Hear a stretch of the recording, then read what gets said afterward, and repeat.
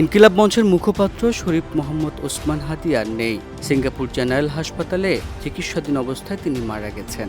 ইন্না লিল্লাহি ওয়া ইন্না ইলাইহি রাজিউন। গুলিবিদ্ধ হওয়ার পর উন্নত চিকিৎসার জন্য তাকে সিঙ্গাপুরে পাঠানো হয়েছিল। ইনকিলাব মঞ্চের মুখপাত্র ও জুলাই আগস্ট আন্দোলনের বলিষ্ঠ কণ্ঠস্বর শরীফ মোহাম্মদ ওসমান হাদি চলে গেলেন সবাইকে কাঁদিয়ে।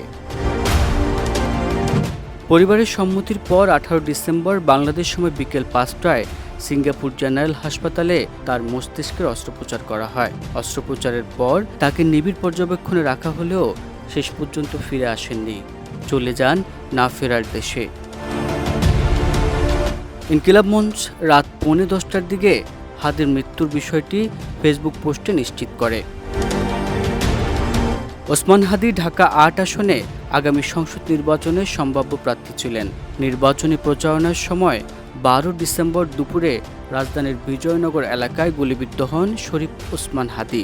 প্রথমে তাকে ঢাকা মেডিকেল কলেজ হাসপাতালে নেওয়া হয়। সেখানে তার মাথায় অস্ত্রোপচার করে কুলের একটি অংশ বের করা হয়। পরে তাকে এবার কেয়ার হাসপাতালে স্থানান্তর করা হয়। উন্নত চিকিৎসার জন্য সোমবার তাকে সিঙ্গাপুরে পাঠানো হয়েছিল। শরীফ ওসমান হাদির মৃত্যুতে সারা দেশে শোকের ছায়া নেমে এসেছে। একই সঙ্গে এই হত্যাকাণ্ডের সুষ্ঠু তদন্ত ও দোষীদের দ্রুত গ্রেপ্তারের দাবি জানিয়েছেন সর্বস্তরের মানুষ। কেফায়েতুল্লাহ, দেশ রূপান্তর।